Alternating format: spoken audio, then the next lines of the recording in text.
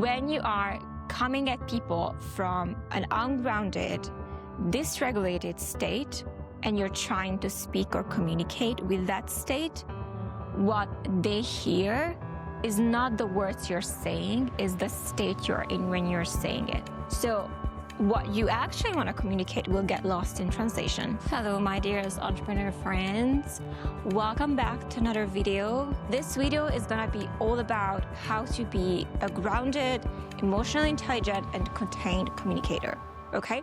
So why do you want to be like that? First of all, what you need to understand when it comes to conversations is that when you are exchanging words, you're not just exchanging words, you are also transferring a state. Your state can positively influence people if you're using it well, but there are certain states that are negatively influencing people, and not just relationally, like not just in personal relationships, but in business as well. And especially because we are all entrepreneurs here, I want to put extra emphasis on this conversation and why it's so important. I'm also going to share with you 4 rules that you need to follow if you want to be a grounded, contained, and emotionally intelligent communicator. Okay? So I want to kind of stay with the states a little bit because I want you guys to really understand what I mean by that and how does it affect the other person. So let's assume you're just working and all cool and there's nothing going on for you, very much a calm state, and a frantic phone call comes in, already disrupting your rhythm, your mom complaining on the other side of the phone, super worked up. In that scenario, what do you think happens to your nervous system? So if you are anything like a sensitive person, what happens to your nervous system is that you get affected by her state, and you also find yourself, your pulse is speeding up and kind of worked up by what she's saying.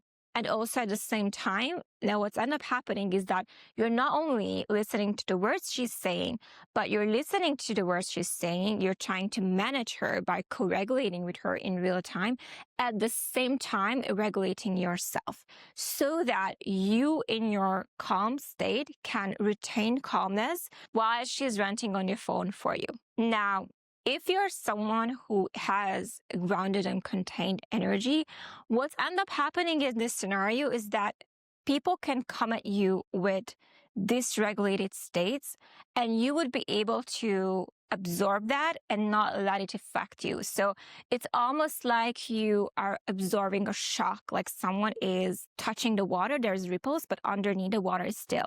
So the ripple is present as long as there was the motion, but after that, it smooths out, basically. That's what happens to you if you're grounded. And at the same time, if you remain grounded and when someone is hectic, you can give that grounded energy back to the person, in which they manage to come back to normal baseline as well. Okay, let's imagine a business scenario in which you are just about to get on a call with a client and the client arrives already angry, and you find yourself affected by their anger because they weren't able to come to a meeting in a calm, grounded, and contained way. So what does that mean when we are contained? When we are contained, it doesn't mean that we don't feel our emotions. In fact, we feel them deeply. It's just that we absorb it and we let that be processed internally instead of externalizing it to other people. It also means that we are able to take space to process and come back to respond when we are back to cool cucumber state. So when we are able to stay grounded in the way we communicate, we also signal to the other person, hey, it's safe for you to be around me. This, you don't have to manage. You don't have to manage me. I can manage myself. I'm all good. Now let's focus on the message itself of what I want to communicate with you or what we are communicating so that the state gets out of the picture and we can just only focus on the message, the timing, and the capacity of the other person. We're going to talk about that in a second. So it's very important for you to be a grounded, contained communicator because if you want to get your point across, you have to make sure your state in which you are going to approach the conversation is something that creates safety in the other person. So the other person doesn't feel like they have to manage you. They have to brace themselves. They have to be like, oh my God, like, oh, what is it this time? Like, right? So you don't make the other person think that they have to do extra labor for you. So I guess by now you want to know how to be communicating from a grounded and contained state. Okay.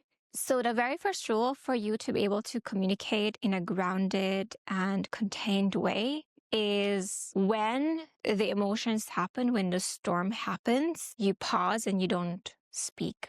Okay?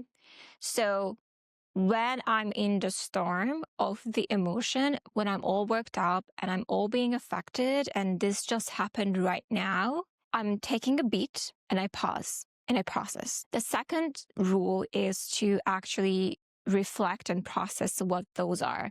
Like, what are my emotions? What am I feeling? What does that mean? What's going on for me? So when I'm reflecting on my own state, now, at first I was feeling the emotions, and now I'm reflecting on my emotions on rule 2.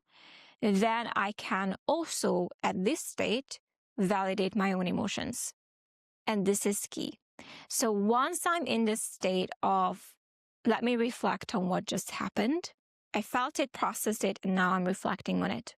This means that at this stage, I'm able to then step out of it and look at it like an observer role. And in this scenario, I can also say, okay, that makes sense that you felt that way. Okay, this is completely normal. I understand how that was for you.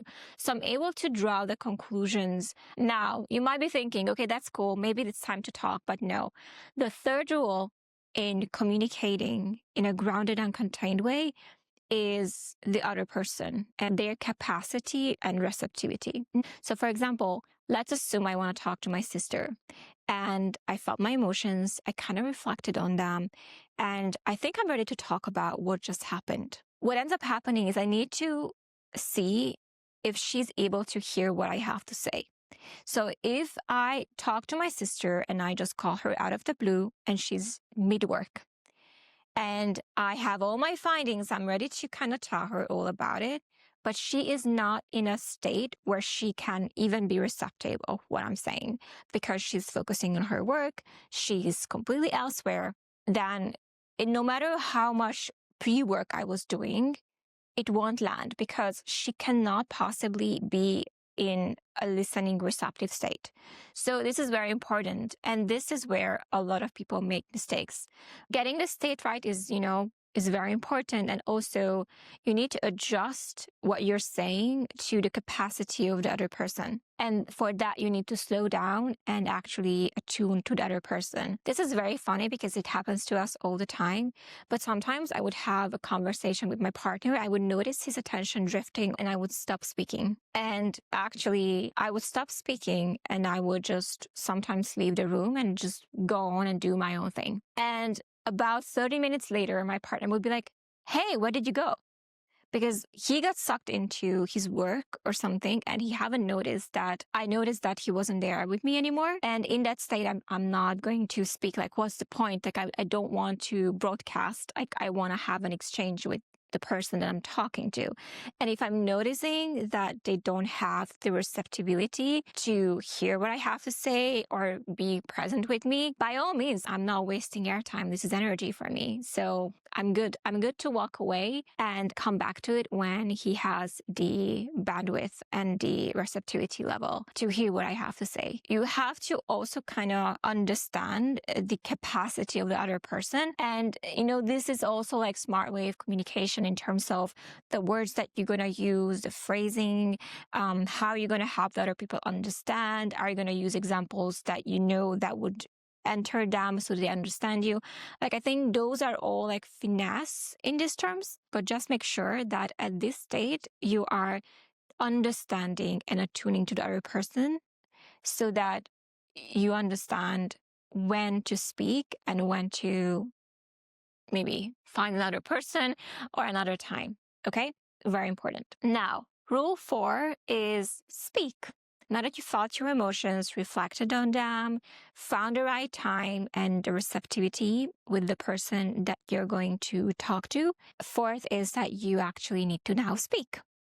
And I love this so much because you might be thinking, okay, well, I can say whatever I want. Great, you can. But to me, if I'm communicating with people, I'm communicating from truth. I know that this is very trivial, but truth is very important in terms of communicating. There's inner congruence. So what is true within you is exactly what you're communicating outwards, because people can feel if there is a mismatch between your words and your state. Like, congruence is something that people can pick up really freaking fast. So speaking from congruence and truth is the baseline of all communication if you want it to be effective. But especially in grounded communication, this is a key thing that you need to understand. And that is that you communicate not necessarily to get validation. What does that mean? It means that if I'm expressing something to you, I did the work. And if I'm a grounded communicator, I don't talk